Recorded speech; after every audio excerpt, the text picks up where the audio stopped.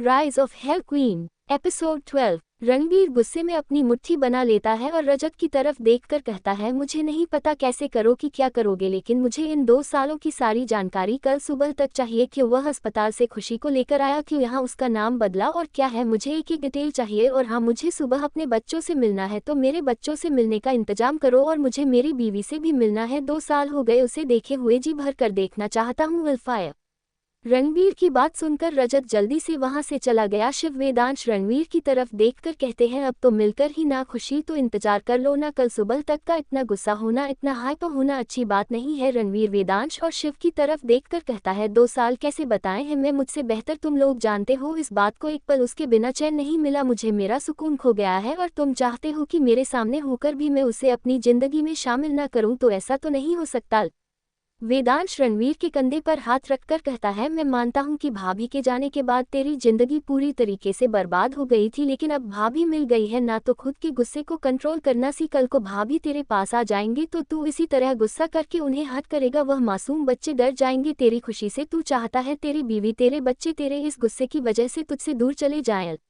रणवीर वेदांश की तरफ देखकर कहता है, मुझे कुछ नहीं पता, मुझे वह तीनों मेरे पास, मेरे सामने, मेरे घर में चाहिए। और वहां से उठकर अपने कमरे में चला जाता है। वह लोग भी ना, मैं अपना सिर हिला, अपने अपने कमरों में चले जाते हैं, क्योंकि सब लोग जानते थे कि अपनी मोहब्बत को खोकर दोबारा पाना और फिर उसे किसी और के साथ देखना कितना दुखदायक होता है।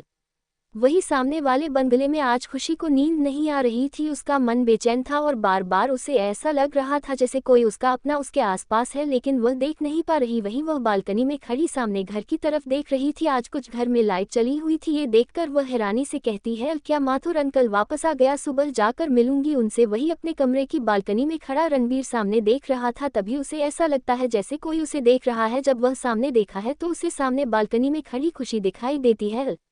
खुशी को बहुत गौर से देख रहा था, मांग में सिंदूर, गले में मंगलसूत्र, हाथों में चूड़ा और चेहरे पर उदासी लिए वह कल आसमान को देख रही थी और आसमान की तरफ देखकर कहती है, अरमान हमेशा कहता है कि मेरे पति ऑफिस के काम की वजह से बाहर गए हैं, उन्हें टाइम नहीं मिलने आने का, लेकिन क्या उनके पास इतना भी टाइम नहीं है कि वह मुझे और बच्चों को एक बार मिलने भी आ सके, या उनकी जिंदगी में हमारी कोई वैल्यू ही नहीं है। मैंने तो उनकी तस्वीर तक नहीं देखी और अरमान मुझे कुछ बताता भी तो नहीं है, बस दुनिया के सामने मुझे अवनी की पहचान दे रखी है।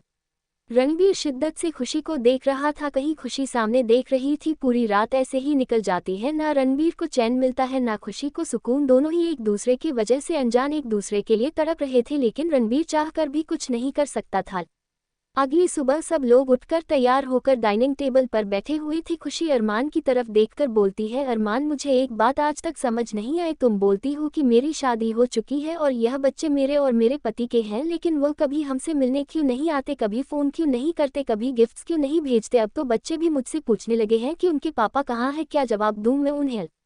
अरमान खुशी की तरफ देखकर कहता है, तुम्हारा पति इंडिया आ चुका है और बहुत जल्द तुम्हारे सामने होगा, तुम्हारी याददाश्त चली गई है इसलिए तुम उन्हें पहचान नहीं पाती, और तुम्हारे दुश्मनों से तुम्हें प्रोटेक्ट करने के लिए मैं तुम्हें यहाँ लेकर आया था। लेकिन मेरी एक बात हमेशा याद रखना, दोस्त दुश्मन से ज़्यादा खतरनाक होते हैं, क्योंकि वह हमारे बारे में सब जानकर हमें धोखा देते हैं और दुश्मन के बारे में हमें सब पता होता है, इसीलिए दुश्मन से ज़्यादा दोस्त पर नज़र रखनी चाहिए। अरमान की कही गई बात खुशी के पल्ले नहीं पड़ी थी, तो वह चुपचाप अपना नाश्ता करने लगती है। वही अवनी अरमान की तरफ देखती है तो अरमान अपनी पलकें झपका देता है।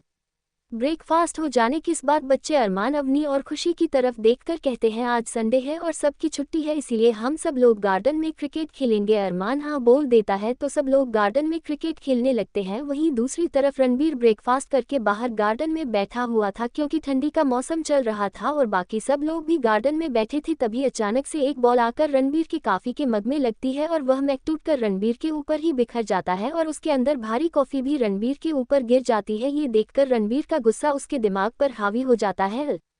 रणवीर अभी गुस्से से चीखने ही वाला था कि सबके कानों में एक प्यारी सी कोयल जैसी आवाज पड़ती है, सॉरी अंकल गलती से हो गया। जब सब लोग पीछे मुड़कर देखते हैं तो 2 बच्चे एक दूसरे का हाथ पकड़े होने की तरफ आ रहे थे। उन दोनों बच्चों को देख रणवीर की आंखें नम हो जाती हैं और जब वह बच्चे रणवीर को देखते हैं तो उनकी आंखों में चमक आ जाती है और वह दोनों भागकर रणवीर के पास आकर खड़े हो जाते हैं। सब लोग हैरानी और खुशी के मिले जुले भाव से दोनों बच्चों को देख रहे थे। हीर रणबीर के पास आकर रहती है, सॉरी हमारी वजह से आपके कपड़े खराब हो गए। वही रणबीर ही के सर पर हाथ रखकर कहता है, सॉरी बोलने की जरूरत नहीं है बच्चे, तुमने जानबूझकर थोड़ी किया। वही हर मुस्कुराहट देती है। वही रणबीर ही को अपनी गोदी में बिठाकर उसके पूरे चेहरे को चूम लेता है। वही खड़ाल जैसे ही शिव की नज़र सामने खड़े बच्चे पर जाती है तो वो हैरान रह जाता है, क्योंकि वह बच्चा बिल्कुल रणबीर की टू कॉपी लग रहा था। शिव उसे अपनी गोद में उठाकर कहता है, वैसे बेटा आपका नाम क्या है? वह बच्चा शिव की तरफ देखकर कहता है, मेरा नाम युवराज मित्तल है। जैसे ही रणबीर के कानों में यह आवाज़ आती है, वह हैरानी से अपने सामने खड़े उसे 2 साल के बच्चे को देख रहा था और फिर उसे अपने पास बुलाकर कहता है, तुम्हारा और मेरा सरनेम एक ही है? तो युवराज रणबीर की तरफ देखकर कहता है, जब आप मेरे पिता हैं तो आपको और मेरा सरनेम सेम ही होगा ना। उसे बच्चों की इतनी स्ट्रेट फॉरवर्ड बात सुन और उसे बिना एक्सप्रेशन के बोलना देख रणबीर भी हैरान था कि यह उसकी वर्जन कॉपी सच में ही उसके ही जैसा है। वेदांश शिव की गो से युवराज को लेकर कहता है, बेटा आप जानते हो कि रणबीर आपके पापा हैं? वह बच्चा हमें अपनी गर्दन हिला कहता है, हाँ मैं जानता हूँ कि यह मेरे पापा है और मैं ये भी जानता हूँ कि अब अरमान मामू से मुझे डांट पड़ने वाली है, क्योंकि मैं कभी झूठ नहीं बोलता, इसलिए मैंने आप लोगों के सामने सच बता दिया। लेकिन अरमान मामू ने अभी मुझे किसी को भी यह सब बताने से मना किया था। वहीं युवराज की बात सुन सब लोग हैरान थे। भी वहाँ एक कमल मधुर आवाज आती है, आप दुनिया बाल लेने आए थे या सबसे बातें करने आए थे? वह सब आज को पहचान सब लोग सामने देखते हैं। रणवीर की आंखें नम हो जाती है। वही बाकी सब हैरानी से अपने सामने खड़ी लड़की को देख रहे थे। वेदांश शिव की गोद से युवराज को लेकर कहता है, बेटा आप जानते हो कि रणबीर आपके पापा हैं? वह बच्चा हमें अपनी गर्दन हिला कहता है, हाँ मैं जानता हूँ कि यह मेरे पापा है और मैं ये भी जानता हूँ कि अब अरमान मामू से मुझे डांट पड़ने वाली है, क्योंकि मैं कभी झूठ नहीं बोलता, इसलिए मैंने आप लोगों के सामने सच बता दिया। लेकिन अरमान मामू ने अभी मुझे किसी को भी यह सब बताने से मना किया था। वहीं युवराज की बात सुन सब लोग हैरान थे। तभी वहाँ एक मधुर आवाज आती है, आप बाल लेने आए थे या सबसे बातें करने आए थे? वह सब आवाज को पहचान सब लोग सामने देखते हैं। रणवीर की आंखें नम हो जाती है। वही बाकी सब हैरानी से अपने सामने खड़ी लड़की को देख रहे थे। इतने सालों बाद अपने सामने अग्नि को देख सब लोग इमोशनल हो गए थे, क्योंकि अपनी रणबीर की बहन थी, रणबीर के मामा जी की बेटी। रणबीर अपनी बहनों में सबसे ज्यादा अवनी और कोयल से प्यार करता था। अवनी को इतने सालों बाद अपने सामने देख सब भागकर अपने के पास पहुंच जाते हैं। अपनी भी अपने भाइयों को अपने सामने देख इमोशनल हो जाती है और जल्दी से रघुवीर के सीने से लग जाती है। अब नहीं, रणबीर के सीने से लगकर रहती है। आपने इतना टाइम क्यों लगा दिया भाई आने में? मुझे तो लगा था आप कभी मस्तक नहीं पहुंच पाएंगे।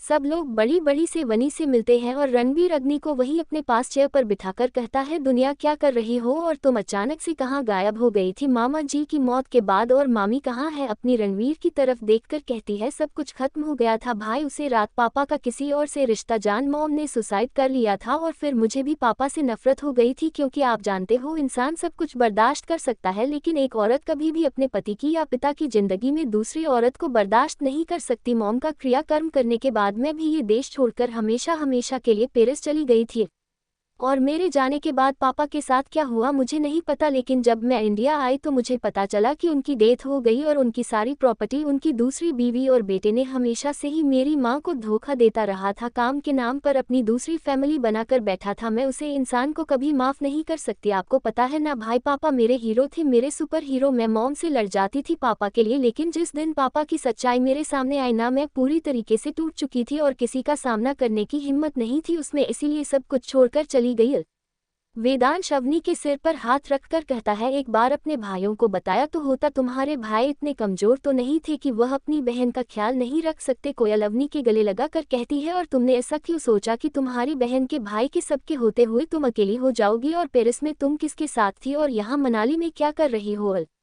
अपने सब की तरफ देखकर मुस्कुरा कर कहती है, यहाँ मैं मेरे पति के साथ रहती हूँ और साथ में उनकी बहन, ये 2 मासूम बच्चे भी रहते हैं। रणबीर अवनी के हाथ रखकर कहता है, तुम्हें पता है वह लड़की और यह बच्चे कौन है? अपनी रणबीर के हाथ को अपने हाथों में लेकर रहती है, जानती हूँ वह आपकी वाइफ खुशी है और ये दोनों बच्चे आपके हैं। मैं उनकी मामी होने के साथ साथ उनकी बुआ भी हूँ, इसीलिए तो इनको पैदा होने से पहले से इन लोगों का ख्याल रख रहे हैं, क्योंकि मुझे पता था एक न एक दिन मेरा भाई ढूंढते हुए आ ही जाएगा। रणबीर गुस्से में अवनी की तरफ देखकर कहता है, तुमने उसे बदतमीज अरमान मलिक से शादी की है। अपनी गुस्से में रणबीर की तरफ देखकर कहती है, भाई पति है वह मेरे, आप इस तरह नहीं बोल सकते। तभी वहां अरमान की आवाज आती है, देख लो तुम्हारी बहन ही मेरा साइड ले रही है। तभी अपनी अरमान की तरफ देखकर कहती है, पहले मेरी पूरी बात तो सुन लो भाई, वह बदतमीज है, सिर्फ तेरा है, सन की है, पागल है, लेकिन मुंह पर बोलना जरूरी थोड़ी होता है। वही अवनी की बात सुन सब लोग जोर जोर से हंसने लगते हैं और अरमान का मुंह बन जाता है। रणबीर अरमान को गले लगा कर कहता है, तुम्हें कैसे शुक्रिया अदा करूं अरमान, लफ्ज नहीं है मेरे पास। तुमने मेरी जिंदगी की सबसे अनमोल चीजों को संजो कर रखा है, एक मेरी बीवी, एक मेरी बहन और मेरे यह मासूम से बच्चों को तुमने प्रोटेक्ट करके रखा। मैं तुम्हारा एहसानमंद हूँ। जिंदगी में अगर मेरी जान भी मांग लोगे ना तो बिना तुमसे कोई सवाल किया तो मैं अपनी जान दे दूंगा। अरमान सीरियस होकर रणबीर और बाकी सब की तरफ देखकर कहता है, मुझे तुम सबसे जरूरी बात करनी है। मैं नहीं चाहता था अभी खुशी और बच्चों की सच्चाई तुम लोगों के सामने आए, और जब आ ही गई है तो मैं सारी बात क्लियर करना चाहता हूँ। ये बात करना से नहीं है, इसीलिए तुम्हारे स्टडी रूम में चलते हैं। वही अरमान को इतना सीरियस देख रणबीर और बाकी सभी सीरियस हो जाते हैं और सब लोग वहाँ से अंदर स्टडी रूम में चले जाते हैं और सलोनी बच्चों को लेकर बाहर गार्डन में खेलने लगती है। स्टडी रूम में आने के बाद सब लोग सोफे पर आराम से बैठ जाते हैं। तभी अरमान खड़े होकर रणवीर की तरफ देखकर कहता है, तुम्हारे दुश्मन खत्म नहीं हुए थे। खुशी ने सबको मार जरूर दिया था, लेकिन कुछ ऐसे थे जो खुशी की नजरों से भी बचे हुए थे, और सबसे बड़ा दुश्मन तो तुम्हारा अपना ही है। सब लोग हैरानी से अरमान की तरफ देखते हैं तो अरमान कहता है, पाखी जिंदा है और तुम्हारा दोस्त अजय इन सब गुनाहों का मास्टरमाइंड है। रणवीर हैरानी से खड़ा हो जाता है और कहता है, तुम जानते हो अजय हमारा बचपन का दोस्त है, वह हमारे साथ ऐसा क्यों करेगा। वेदांश भी खड़ा हो जाता है, रजत भी। शिव भी हारने से सब की तरफ देखता है। अजय, रणबीर, वेदांश, शिव और रजत बचपन के दोस्त थे, एक स्कूल एक कॉलेज में पढ़े थे, लेकिन अजय हमेशा से रणबीर से जलता था क्योंकि रणबीर हर चीज में टैलेंटेड था। उसे कभी भी किसी चीज के लिए परेशान होने की जरूरत नहीं रही क्योंकि उसने हर चीज अपनी मेहनत और अपने टैलेंट से हासिल की थी। अजय ने इसीलिए पाखी को अपने चंगुल में फंसा लिया और रणबीर की हर एक छोटी बड़ी चीज पर नजर रखने लगा। वह हमेशा ही रणबीर से जीतना चाहता था लेकिन कभी जीत नहीं पाया, इसीलिए दोस्त के भेष में गद्दारी करने लगा और इन सब में उसका साथ पायल और पाखी ने दिया। अरमान रणवीर की तरफ देखकर कहता है, कभी कभी चीन पर हम सबसे ज्यादा भरोसा करते हैं ना रणवीर, वही हमें सबसे बड़ा धोखा देते हैं। तुम्हारी बहन, तुम्हारा दोस्त और इनमें एक लोगों और शामिल है, वह मित्तल मेंशन से है जो नहीं चाहता था कभी भी कि खुशी तुम्हारी जिंदगी में रहे, और वह इंसान वह है जिसे तुम इस दुनिया में सबसे ज्यादा प्यार करती हो, और शायद मेरी बात पर तुम्हें भरोसा भी ना हो। सब लोग हैरानी से अरमान को देख रहे थे। अरमान सबकी तरफ देखकर कहता है, लेकिन मैं तुम्हें नाम बताऊंगा सबूत के साथ जिससे तुम मुझ पर डाउट ना कर सको। और उसे रात अस्पताल से खुशी को गायब करने के पीछे मकसद भी यही था, क्योंकि अगर उसे रात अस्पताल में खुशी रहती तो वह रात उसकी जिंदगी की आखिरी रात होती। शिव उठकर खड़ा होता है और रणबीर की तरफ देखकर कहता है, मैं जानता था कि अजय का इन सब में हाथ है, भाभी ने मुझे बताया था, लेकिन आप कभी भी उनकी और मेरी बात पर भरोसा नहीं करते, इसलिए भाभी सबूत इकट्ठे करने की कोशिश कर रही थी। उससे पहले भाभी को बीमारी हो गई, और एक बात और है, भाभी को वह बीमारी हुई नहीं थी बल्कि किसी ने उनकी बॉडी में एक ऐसा वायरस डाला गया था जिसकी वजह से उनके दिमाग में वह ब्लड क्लॉट जमा हो गए थे। और यह बात भाभी को अपने ऑपरेशन से कुछ देर पहले ही पता चली थी और उन्होंने मैसेज के जरिए मुझे सब कुछ बताया था। मैं तुम्हें बताना चाहता था लेकिन मेरे पास सबूत नहीं थे। रणवीर हैरानी से शिव की तरफ देखकर कहता है, इतनी बड़ी बात तुमने मुझसे छुपा कर क्यों रखी? क्या तुम मुझ पर भरोसा करते नहीं करते? क्योंकि तुम मुझसे भी ज्यादा भरोसा अजय पर करते, और तुम अजय से पूछते जाकर और वह तुम्हें मेरे खिलाफ कर देता और हम दोनों को एक दूसरे से अलग, तो हमारी टीम कमजोर पड़ जाती। और मैं जानता था कि भाभी अरमान के पास है क्योंकि मैं अरमान के बारे में बहुत पहले से जानता था और भाभी के हर काम में उनके साथ था मैं, इसीलिए मुझे हर चीज की जानकारी थी। यह सब सुनने के बाद रणवीर हैरान रह जाता है कि उसके अपने ही उसके दुश्मन बन बैठे थे। अरमान रणवीर की तरफ देखकर कहता है, वह इंसान जो मित्तल मेंशन में है वह तुमसे बेइंतहा नफरत करता है, तुम्हें बर्बाद कर देना चाहता है और खुशी को मारकर तुम्हें पूरी तरीके से कमजोर करना चाहता है। मैंने पूरी इन्वेस्टिगेशन कर ली है और मेरे पास सबूत भी है, जो सबूत इस पेन ड्राइव में है। ये पेन ड्राइव मुझे खुशी के पास मिली थी जब मैं उसे अस्पताल से लेकर आया था, और भी बहुत कुछ है जो तुम्हारा जानना जरूरी है। कोयल, मैं जानता हूँ जब तुम्हें ये सच्चाई पता चलेगी तो सबसे ज्यादा दर्द तुम्हें और रणबीर को ही होगा, क्योंकि वह इंसान तुम दोनों के ही सबसे ज्यादा करीब है।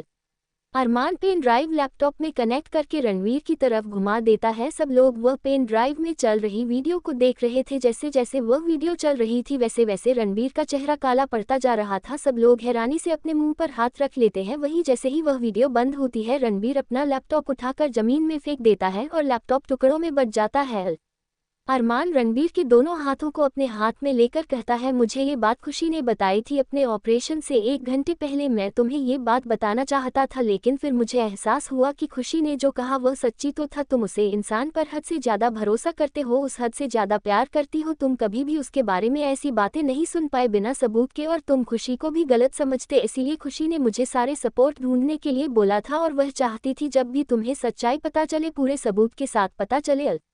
वेदांश अरमान की तरफ देखकर कहता है, मन की खुशी को तुम बचना चाहते थे, इसीलिए खुशी को अपने साथ ले आए बिना किसी को पता चले। लेकिन अभी तुम्हारे साथ क्या कर रही है? अरमान वेदांत की तरफ देखकर कहता है, मैं और अपनी सबसे पहले मेरे ऑफिस में मेरी पर्सनल सेक्रेटरी थी और उसके बारे में मैं सब कुछ जानता था। लेकिन जब उसकी जानकारी निकलवाई तो उसमें रणबीर तुम्हारा खुशी का भी नाम देखा तो मैं समझ गया अपनी कोई और नहीं, इसके बारे में कोई नहीं जानता। अवनी अरमान के पास आकर खड़ी हो जाती है और कहती है, भाई अरमान ने मुझे उसे वक्त संभाल जब मेरा इस दुनिया में कोई नहीं था, आप लोग मेरे पास नहीं थे। लेकिन जिस दिन मुझे उसे इंसान की सच्चाई पता, मुझे बहुत गुस्सा आया, बहुत नफरत हुई। हमेशा हम शाम के सामने इतना मासूम होने का दिखावा करने वाला इंसान इतना गिरा हुआ और घटिया कैसे हो सकता है, जिसने भाई और भाभी को अलग करने की कोशिश की, जिसने हर मोड़ पर भाई के लिए दुश्मन पैदा किया, जिसे हर मोड़ पर भाई को नुकसान पहुंचाने की कोशिश की। और भाई उनसे इस दुनिया में सबसे ज्यादा प्यार करते थे, भाभी से भी ज्यादा। इसीलिए शायद भाभी ने कभी भी भाई को सच नहीं बताया, क्योंकि वह जानती थी कितना प्यार करते हैं और वह भाभी को खुद से और अपनी जिंदगी से अलग कर देते। लेकिन भाई भूल गए थे कि कभी कभी अपनों के भेष में ही दुश्मन छुपा हुआ होता है। रणवीर गहरी सांसें लेकर अरमान की तरफ देखकर कहता है, ठीक है, तुमने आज तक जो भी हमारे लिए किया बहुत था, लेकिन अब मैं नहीं चाहता इस लड़ाई में तुम हमारे साथ हो, क्योंकि मैं नहीं चाहता तुम्हें कुछ हो और मेरी बहन फिर इस दुनिया में अकेली रह जाए। ये लड़ाई मेरी है और मेरे अपनों से है, तो अब इस लड़ाई में क्या करना है, कैसे करना है, मैं देख लूंगा, लेकिन मेरे एक सवाल का और जवाब दे दो। अरमान रणवीर की तरफ देखा कर ये कहता है, यही ना कि पाखी से क्या रिश्ता है, तो पाखी का उनसे वही रिश्ता है जो तुम सोच रहे हो। जैसे ही अरमान ये बोलता है, रणवीर हैरानी से दोबारा बैठ जाता है। उसे यकीन ही नहीं हो रहा था कि उसके आसपास आज तक इतना सब कुछ होता है और उसे कभी पता ही नहीं चला। जब उसने कभी अपने घर वालों पर गुस्सा आ रहा था कि क्यों उसने अपना पर शक नहीं किया। बच्चों की आवाज आती है जो अरमान को बुला रहे थे। अरमान रणबीर के कंधे पर हाथ रखकर कहता है, तुम्हारी हर लड़ाई में मैं हमेशा तुम्हारे साथ, मेरी बहन और दोस्त ने मुझे तुम्हारी जिम्मेदारी दी थी, मैं अपनी वह जिम्मेदारी निभाऊंगा, क्योंकि जब वह ठीक हो जाएगी और मुझसे सवाल करेगी तो मैं उसके सवालों का क्या जवाब दूंगा। मेरे लिए तुम और अवनी दोनों ही बहुत जरूरी हो। अरमान अपनी बात कहे स्टडी रूम से बाहर चला जाता है। सबके जाने के बाद रणबीर इस वक्त स्टडी रूम में अकेला मौजूद था और सामने की दीवार पर लगी फैमिली फोटो को देखकर कहता है, आपने बहुत गलत किया है और मैं आपको कभी माफ नहीं कर सकता। मैं जितना आपसे प्यार करता हूँ उससे कहीं ज्यादा मैं अपनी बीवी और अपने बच्चों से प्यार करता हूँ। आज तक आपने रणबीर का प्यार, उसकी इज्जत देखी है, अब आप रणबीर की नफरत देखोगे और मैं आपको कहीं का नहीं छोड़ूंगा। लेकिन उससे पहले मुझे ये पता लगाना होगा कि अपनों को छोड़ा आप गैरों से कैसे शामिल हो गए। यही सब सोते हुए रणबीर स्टडी रूम से बाहर आ जाता है। मित्तल मेंशन में एक कमरे में एक औरत किसी से फोन पर बात कर रही थी और कह रही थी, कुछ भी करो लेकिन मुझे रणबीर का लोकेशन चाहिए, मैं नहीं चाहती रणबीर उसे लड़की तक कैसे भी पहुंचे। वैसे भी वह लड़की सब कुछ भूल चुकी है और शायद हमारे रास्ते में नहीं आएगी, लेकिन अगर रणबीर उसे तक पहुंच गया तो वह उसे लड़की को हमारी जिंदगी में फिर से शामिल कर लेगा। और तुम अच्छे से जानते हो कि मैं उसे खुशी से कितनी नफरत करती हूँ। सामने से कुछ कहा जाता है। उसे सुनने के बाद वह औरत रहती है, ठीक है, कुछ भी करो, अगर इन सब में रणबीर को मारना भी पड़े तो मार देना, लेकिन हाँ, कोयल और वेदांश को एक खरोच नहीं आनी चाहिए और समर और सलोनी इन सब के बीच नहीं आने चाहिए। अगर तुम्हें मारना है तो रणबीर को मार सकते हो, क्योंकि मैं नहीं चाहती कि कभी भी उसके सामने मेरी सच्चाई, इसलिए मार दो रणबीर को और उसके साथ साथ खुशी और उसके दोनों बच्चों को भी, लेकिन वह दोनों एक दूसरे के पास नहीं आने चाहिए। वह औरत फोन काटकर बालकनी में जाकर खड़ी हो जाती है और कहती है, इस दुनिया में अगर मैं किसी से नफरत करती हूँ ना रणबीर तो तुमसे करती हूँ। मेरा उसे लड़की से कोई मतलब नहीं था, लेकिन तुमने उसे लड़की से शादी करके उसकी जान को खुद खतरे में डाला है, और वह तुम्हारे दोनों बच्चे, वह मेरे लिए किसी जहर से काम नहीं है। ये सब कुछ, ये पैसा, ये प्रॉपर्टी मेरा और मेरे बच्चों का होगा, तुम्हारा नहीं है। मनाली। अरमान अपने साथ रणबीर और बाकी सब को लेकर अपने मेंशन में आ जाता है, जहां सामने से खुशी चली आ रही थी। 2 साल बाद खुशी को अपने सामने देख रणबीर की आंखें नम हो जाती हैं और उसके चेहरे पर किसी के लिए नफरत और गुस्सा आ जाता है कि क्यों उसे इंसान ने अपनी नफरत में उसे उसकी बीवी बच्चे डर कर दिए। उसने अपनी बीवी के नखरे नहीं उठा, प्रेगनेंसी में उसने अपने बच्चों को जन्म के साथ अपनी बाहों में नहीं लिया। यही सब सोते हुए रणबीर अपनी जगह ही खड़ा रह जाता है। वहीं खुशी अरमान के पास आकर रहती है, ये कौन है? रणबीर को खुशी के सामने खड़ा करके कहता है, ये तुम्हारे पति हैं जिनके बारे में मैंने बताया था और तुम्हें कुछ याद नहीं है इसीलिए तुम पहचान नहीं पाए, और यही तुम्हारे दोनों बच्चों के पिता है, ये तुम्हारे देवर हैं और ये तुम्हारी नंद, ये तुम्हारी दोस्त और ये तुम्हारी दीवानी। अरमान सबसे खुशी को इंट्रोड्यूस करवाता है। खुशी अपना सर पकड़ लेती है क्योंकि इन सबको देख और नाम सुनकर उसे कुछ पुरानी झलकियां दिखाई दे रही थी। इसी के साथ बेहोश हो रणबीर की बाहों में झूल जाती है। खुशी को बेहोश होता देख रणबीर पहनी करने लगता है। अरमान रणबीर को शांत करके कहता है, कुछ नहीं हुआ है, उसे शायद पुरानी कोई बात याद आ गई होगी इसलिए दिमाग पर जोर पड़ा है, आराम करेगी, ठीक हो जाएगी, और शायद आज जिसने सुबह अपनी दवाइयां नहीं खाई है। रणबीर को खुशी के सामने खड़ा करके कहता है, ये तुम्हारे पति हैं जिनके बारे में मैंने बताया था और तुम्हें कुछ याद नहीं है इसीलिए तुम पहचान नहीं पाए, और यही तुम्हारे दोनों बच्चों के पिता है, ये तुम्हारे देवर हैं और ये तुम्हारी नंद, ये तुम्हारी दोस्त और ये तुम्हारी दीवानी। अरमान सबसे खुशी को इंट्रोड्यूस करवाता है। खुशी अपना सर पकड़ लेती है क्योंकि इन सबको देख और नाम सुनकर उसे कुछ पुरानी झलकियां दिखाई दे रही थी। इसी के साथ बेहोश हो रणबीर की बाहों में झूल जाती है। खुशी को बेहोश होता देख रणबीर पैनिक करने लगता है। अरमान रणबीर को शांत करके कहता है, कुछ नहीं हुआ है, उसे शायद पुरानी कोई बात याद आ गई होगी इसलिए दिमाग पर जोर पड़ा है, आराम करेगी, ठीक हो जाएगी, और शायद आज जिसने सुबह अपनी दवाइयां नहीं खाई है। खुशी को रणबीर खुशी के कमरे में ले जाकर बेड पर लेट देता है और उसके पास बैठकर उसके बालों को सहलाने लगता है। इन सब लोग खड़े होकर रणबीर के चेहरे की बेचैनी को देख रहे थे क्योंकि सब लोग जानते थे रणबीर ने खुशी के लिए पूरे 2 साल इंतजार किया है। तड़पाए वह बहुत खुशी के लिए, लेकिन अब भी खुशी को रणबीर याद नहीं था। ये रणबीर के लिए सबसे बड़ा दर्द है। थोड़ी देर बाद वहां पर खुशी के डॉक्टर आ जाती है। वो खुशी का पूरा चेकअप करने के बाद सब लोगों को बाहर बुलाकर रहती है, मैं आप लोगों को बोला था ना, वह ना ज्यादा स्ट्रेस मत दीजिए, कोई पुरानी याद मत दिलाए, लेकिन आप लोग मेरी बात सुनते ही नहीं है। देखिए अब जब उन्हें हो शायद या तो उन्हें सब कुछ पूरी तरीके से याद आ जाएगा या वो पूरी तरीके से सब कुछ भूल जाएंगे। जैसे ही सब लोग ये बात सुनते हैं सब लोग हैरानी से डॉक्टर को देखते हैं तो डॉक्टर ने सारी बात समझकर वहां से चली जाती है। डॉक्टर के समझाने से सब लोग थोड़े शांत हो गए थे। आप सबको यही लग रहा था पहले ही खुशी की याददाश्त वापस न आए, लेकिन वह सही सलामत सबके साथ है, यही सबके लिए बहुत बड़ी बात है। धीरे धीरे सब लोग खुशी के आसपास बैठ जाते हैं। बच्चों को अवनी ने पहले ही सुला दिया था। पूरी रात सब लोग खुशी के आसपास रहते हैं।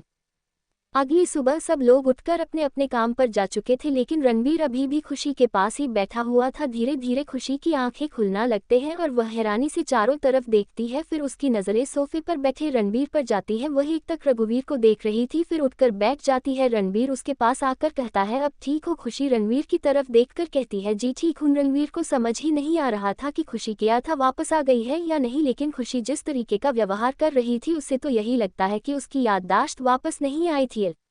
रणबीर खुशी के पास आकर कहता है, तुम फ्रेश हो जाओ, फिर चल के नीचे ब्रेकफास्ट करते हैं। खुशी हमें अपनी गर्दन हिला वॉशरूम में चली जाती है। वॉशरूम में आने के बाद वह आईने में खुद को देखकर कहती है, नहीं मैं अभी किसी को पता नहीं चलने दे सकती, तो मुझे सब कुछ याद आ गया है। आप मेरे दुश्मनों का अंत होगा और हर एक छुपा हुआ दुश्मन बाहर निकलेगा, क्योंकि अब मैं खुद को चार बनाकर उन लोगों के सामने डालूंगी। अब आमने सामने की लड़ाई होगी, अब आ रही है, पर क्या होगा मैं जानती हूँ। जिस दिन रणबीर को सच पता चलेगा सबसे ज्यादा दर्द नहीं होगा। थोड़ी देर बाद खुशी नहा धोकर बाहर आती है तो रणबीर उसका वही इंतजार कर रहा था। खुशी बिना एक ग्लव्स का ही रणबीर के साथ नीचे डाइनिंग टेबल पर आ जाती है। वहां पर इस वक्त कोई नहीं था सिवाय खुशी और रणबीर के। दोनों ही चुपचाप अपना ब्रेकफास्ट करते हैं। उसके बाद रणबीर उठकर खड़ा होता है और खुशी के माथे को प्यार से चुनकर कहता है, मैं ऑफिस जा रहा हूँ, एक अर्जेंट काम आ गया है, मैं आऊं तब तक मेरा इंतजार करना, ठीक है? खुशी चाहती थी कि रणबीर उसके पास रहे, लेकिन वह भी रणबीर को रोक नहीं सकती थी। रणबीर जैसे ही अपनी गाड़ी में बैठ आशियाना मेंशन से बाहर निकलता है, अचानक की 3 गाड़ियां उसका पीछा करने लगती है। रणबीर का ध्यान अभी उन गाड़ियों पर नहीं गया था, इसलिए वह अभी अपनी रफ्तार से गाड़ी चला रहा था। वही वह तीनों गाड़ियां तनवीर की गाड़ी को ओवरटेक करने लगते हैं और अचानक से उन गाड़ियों में से कुछ लोग निकल रणबीर की गाड़ी पर फायरिंग करने लगते हैं। जैसे जैसे फायरिंग हो रही थी वैसे वैसे आसपास का वातावरण बहुत खतरनाक होता जा रहा था। अचानक से वहां पर बहुत सारे बॉडीगार्ड की गाड़ी आ जाती है और उन तीनों गाड़ियों को चारों तरफ से घेर लेती है। उन गाड़ियों में बैठे आदमी डर की वजह से कम चाहते हैं, क्योंकि उन बॉडीगार्ड की यूनिफॉर्म पर एक लोगो लगा हुआ था और लोगों था कोई नाम का, जैसे बोलो वह नाम पढ़ते हैं। सब हैरानी से 4 कदम पीछे हट जाते हैं, लेकिन अब वह कुछ नहीं कर सकते थे क्योंकि उनकी मौत नजदीक आ चुकी थी और इस बार वह क्वीन के हाथ चढ़ चुके थे। उन्हें तो लगा था कि क्वीन कहीं गायब हो गई है और फिर कभी वापस नहीं आएगी, लेकिन अचानक से उसके आदमियों का आना उन सब के लिए खतरे का अंदेशा था। वह लोग वहां से भागने की कोशिश करते हैं, लेकिन क्वीन के बॉडीगार्ड उन्हें चारों तरफ से घर कर अपनी गाड़ियों में डाल वहां से तुरंत ही गायब हो जाते हैं। एक गाड़ी में से कुछ बॉडीगार्ड्स निकलते हैं और रणबीर की गाड़ी को खोल रणबीर को बाहर निकलते हैं। रणबीर गाड़ी टकराने की वजह से बेहोश हो गया था, वरना उसे कहीं भी गोली नहीं लगी थी क्योंकि रणबीर की कार गाड़ी ब्लड प्रूफ थी। रणवीर को अस्पताल में एडमिट कर वह लोग वहां से चले जाते हैं। अभी तक रणवीर को होश नहीं आया था, वहीं बाकी सब लोग रणवीर के पास बैठे उसको होश में आने का इंतजार कर रहे थे क्योंकि हॉस्पिटल वालों ने रणवीर को पहचान लिया था और वेदांश को खबर कर दी थी। वहीं दूसरी तरफ क्वीन की बॉडीगार्ड उन लोगों से उसे इंसान का नंबर लेकर उसे कॉल करते हैं। वह इंसान जैसे ये नाम देखा है वह तुरंत कॉल उठाकर कहता है रणवीर मार के आना सामने से कहा जाता है तो इंसान खुश हो जाता है और चारों तरफ खुशी से झूमने लगता है। रणवीर को अस्पताल में एडमिट कर वह लोग वहां से चले जाते हैं। अभी तक रणवीर को होश नहीं आया था, वहीं बाकी सब लोग रणवीर के पास बैठे उसको होश में आने का इंतजार कर रहे थे क्योंकि हॉस्पिटल वालों ने रणवीर को पहचान लिया था और वेदांश को खबर कर दी थी। वहीं दूसरी तरफ क्वीन की बॉडीगार्ड उन लोगों से उस इंसान का नंबर लेकर उसे कॉल करते हैं। वह इंसान जैसे ये नाम देखा है वह तुरंत कॉल उठाकर कहता है रणवीर मर गया सामने से कहा जाता है तो इंसान खुश हो जाता है और चारों तरफ खुशी से झूमने लगता है। वहीं दूसरी तरफ खुशी के पास भी यह खबर पहुंच जाती है कि रणबीर का एक्सीडेंट हो गया है। खुशी पैनिक हो जाती है और तुरंत ही वहां से हॉस्पिटल के लिए निकल जाती है। खुशी अपनी गाड़ी में बैठते ही तुरंत अपने बॉडीगार्ड को इन्फॉर्म करती है ये क्या हुआ, कैसे हुआ, किसने किया और जिसने किया उसे हेलमेंटेशन लेकर आओ। ये सब कहने के बाद वह तुरंत ही अपना फोन रख देती है। वह अपने हाथों की उंगलियों को मोड़ रही थी क्योंकि उसे बहुत डर लग रहा था। आधे घंटे बाद खुशी की गाड़ी जैसी हॉस्पिटल के बाहर रुकती है, खुशी भागते हुए अस्पताल के अंदर चली जाती है। ये खबर आज की तरह पूरे सोशल मीडिया अकाउंट और न्यूज़ चैनल पर फैल चुकी थी कि मशहूर बिजनेस टाइकून रणवीर मित्तल का भयानक एक्सीडेंट और इस एक्सीडेंट में उनकी मौत हो गई। जैसे ये खबर चारों तरफ फैलती है, चारों तरफ हड़कंप मच जाता है और सबसे ज्यादा परेशान कोई था तो वह अरमान था। अरमान अवनी की तरफ देखकर कहता है मैंने बोला था ना, बोला था मैंने कि अपनी सिक्योरिटी का इंतजाम करो, अब देखो क्या से क्या हो गया, मैं कैसे संभाल लूंगा, बच्चों को कैसे संभाल लूंगा। खुशी को अरमान की नज़र नीचे गार्डन में चली जाती है जहां दोनों बच्चे बैठे हुए अपने माँ और पापा का इंतजार कर रहे थे। अभी अभी तो बच्चों को उसके पिता मिले थे और एक बार फिर उनसे उनके पिता को छीन लिया। क्या अरमान खुद को हारा हुआ और बेबस महसूस कर रहा था। दोनों बच्चे शांति से बैठे हुए थे और उन बच्चों को देखकर अरमान की हालत खराब होती जा रही थी। वह तुरंत ही अवनी को लेकर उन बच्चों के पास चला जाता है। अस्पताल में चारों तरफ हरकत मच चुका था। वहीं अस्पताल के ऑपरेशन थिएटर के बाहर खुशी खड़ी रणबीर के सलामत होने की दुआ कर रही थी। वहीं अंदर से डॉक्टर खुशी के पास आता है और कहता है सॉरी मैसेज मित्तल, हम मिस्टर मित्तल को नहीं बचा पाए। जैसे खुशी यह सुनती है उसके कदम लड़खड़ा जाते हैं। अभी वह गिरती उसे ही पहले वेदांश, शिव, रूहानी, कोयल, समर, सलोनी उसे पकड़ लेते हैं। वह हैरानी से सबकी तरफ देखती है लेकिन किसी को समझ नहीं आ रहा था कि वह क्या बोलकर खुशी को समझाएं। कल ही तो मिले थे दोनों और आज फिर से जुदा हो गए। खुशी खुद को संभाल कर डॉक्टर की तरफ देखकर कहती है मुझे मिलना है मेरे पति से। जैसे ही डॉक्टर यह सुनता है वह खुशी की तरफ देखकर कहता है सॉरी मैसेज मित्तल, उनकी बॉडी को पोस्टमार्टम के लिए ले जाया जा रहा है। खुशी डॉक्टर के कॉलर को पकड़कर कहती है एक बार और बॉडी बुलाना, तुम्हारी जान तुम्हारे शरीर से अलग हो जाएगी और तुम्हें पता भी नहीं चलेगा, इसीलिए जो बोला है कर और निकल यहाँ से। डॉक्टर को वहाँ से भाग देने के बाद खुशी गुस्से में वेदांश की तरफ देखकर कहती है नितिन को कॉल करो और बुलाओ उसे अभी के अभी, वह जहाँ कहीं भी हो तुरंत के तुरंत उसे यहाँ बुलाओ और वहां से सीधा ऑपरेशन थिएटर के अंदर चली जाती है। वेदांश मुस्कुराकर कहता है डेविल क्वीन लौट आई है, अब होगा हंगामा और सारे दुश्मनों का सफाया। वह तुरंत ही नितिन को कॉल करके हॉस्पिटल आने के लिए बोल देता है। नितिन के पास भी अभी तक खबर पहुंच चुकी थी तो नितिन खुद परेशान था। वहीं दूसरी तरफ मित्तल मेंशन में एक अजीब सा मातम छाया हुआ था। जिस घर का जवान बेटा चला गया हो उसे घर में मातम नहीं जाएगा, लेकिन वही कोई था जिसके चेहरे पर मुस्कुराहट जाने का नाम ही नहीं ले रही थी। तभी अचानक मित्तल मेंशन का गेट एक जोरदार आवाज के साथ खुलता है और एक औरत घर के अंदर दाखिल होती है और मिस्टर मित्तल के सामने जाकर खड़ी हो जाती है और कहती है ये ख्याल रखा आपने मेरे बेटे का, जब आपने उसे मुझसे छीन था तो आपने कहा था कि आप उसे प्यार दोगे, लेकिन क्या दिया आपने, आज वह अपनी जान से चला गया और आप कुछ नहीं कर पाए। वहीं मिस्टर मित्तल इतने सालों बाद अपने सामने अपनी पहली पत्नी को देखकर इमोशनल हो जाते हैं। सामने खड़ी लेडी कोई और नहीं मिस्टर मित्तल की पहली पत्नी और रणवीर मित्तल की अपनी मां थी आराधना मित्तल। आराधना जी मिस्टर मित्तल का ग्रेवाल पढ़कर रहती है। पहले आपने मुझे धोखा दिया और इस औरत को मेरे घर में लाकर बिठा दिया, फिर आपने मुझे मेरा बेटा छीन लिया और आज मेरे बेटे से उसकी सांसें छीन ली। कैसे पिता हो तुम? पिता कहलन के लायक नहीं हो। और क्या गलती थी मेरे बेटे की? क्यों तुम मुझे प्रोटेक्ट नहीं कर पाए?